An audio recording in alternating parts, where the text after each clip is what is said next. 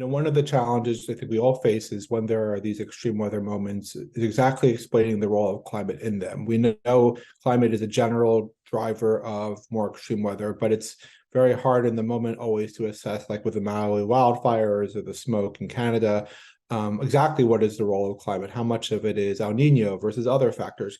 How do you work through communicating in real time to readers what the role of climate is in causing extreme weather? The floods in Libya, another example of this. How much is it the flawed infrastructure versus the rising precipitation? How do you work through the nuance of that so it doesn't become so complicated it loses meaning, but also is careful about what can be attributed and what can't? Anyone can feel free to start with that. I honestly think, Zachary, you lined it up like the way that we do in stories, right?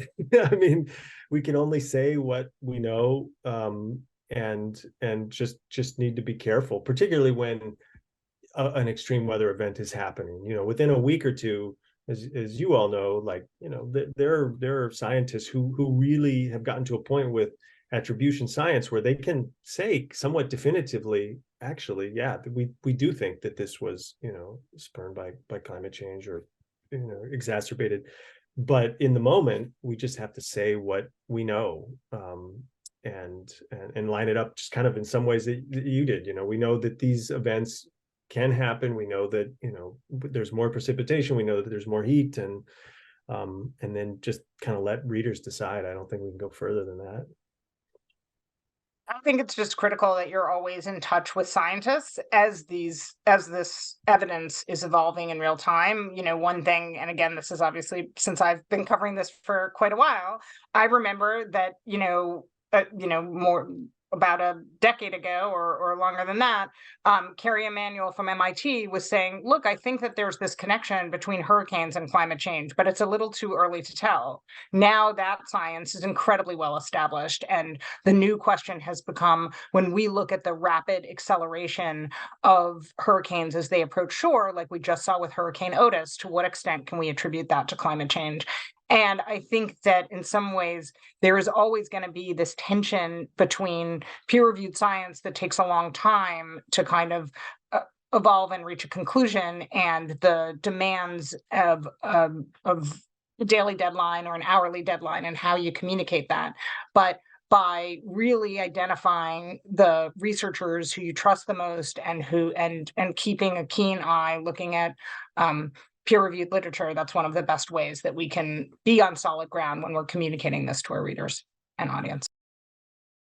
I also think that something that's really shifted in the way I think about it is, and it's kind of linking a little bit to what Juliet said, which is we know when we look at the literature that there are certain phenomena where the climate link is quite established, right? And then there are other phenomena where the climate link is more tenuous. So if a tornado happens, the literature on tornadoes and climate for a variety of reasons is much more difficult to parse, right? But now everything is happening against a warming climate. So in some ways, everything is climate change because everything is warmer. And so it is about conveying that nuance, right? It is about communicating that warmer atmosphere holds more water. So storms generally are going to be wetter now. And talking about it in the language of these are the even if you can't make the definitive climate change, with Hurricane Harvey, there was it was kind of one of the first, there was a pretty quick rapid attribution study that was climate change made Hurricane Harvey 40% wetter. Even if you're not able to make that kind of quick attribution, it is at the point where you can say these are the kinds of weather patterns that scientists are saying that we should be seeing because of climate change.